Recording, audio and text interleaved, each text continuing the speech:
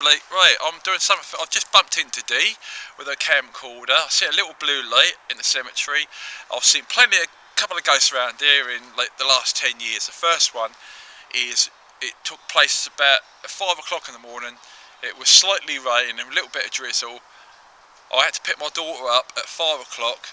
I was walking up Cow Lane and I see a male figure walk from the telegraph pole over to the power That's station. over there, but I should have. Yeah, well, where those lights are, that's Cow Lane. There. Yeah, if you stand there, sort of thing. Yeah, that's it. That telegraph pole there. I can still kind of hear you. Yeah. And I was a little bit frightened, but I had to pick my daughter up. I had about 5 minutes. Yeah. To get up that hill, and I've been out nightclubbing, so I'd had a few drinks, but a bit sober. I was sober. What time was it? This is about 5 o'clock in the morning. Okay. Then a couple of years later, I left Claudia's house at 9 o'clock at night. She had like work next morning. I was walking up the same bit of road, but I got up to this church here.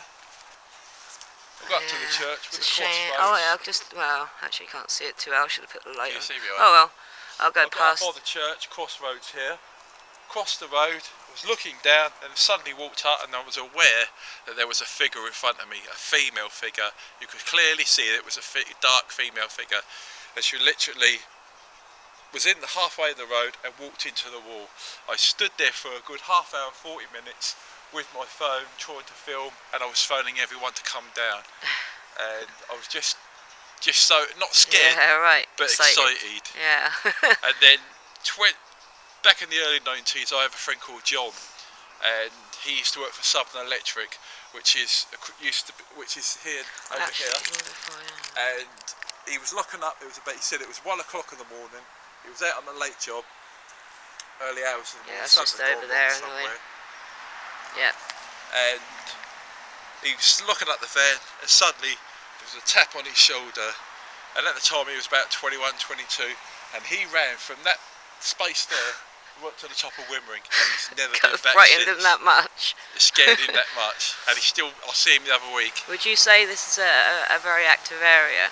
Yeah, oh absolutely, yeah, absolutely. Right. My ex-girlfriend Claudia, we were both walking, she had an experience, we were walking through there, and something she said stopped her in her tracks and put her hands there. Yeah, pushed her back walls.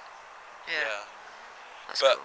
And you just, all the time, sort of activity. A lot of people see things all the time. I see a ghost the other night actually at my friend Ella's. Yeah. She lives at Braintree Road, number 721, and it was on a Sunday, and we was in her kitchen having coffee, and I suddenly become aware of this black line moving across where her cabinets are, and I stopped in mid-conversation, looked, and then carried on, and Ella said, "What have you seen?" And I said, "I don't know that." And about 5 minutes later, she got this little plastic bin in her kitchen, and there was movement above there. So I was just there. There's movement above there, and she said, "You've seen something, haven't you?" And I said, "Yeah." I said, "Look,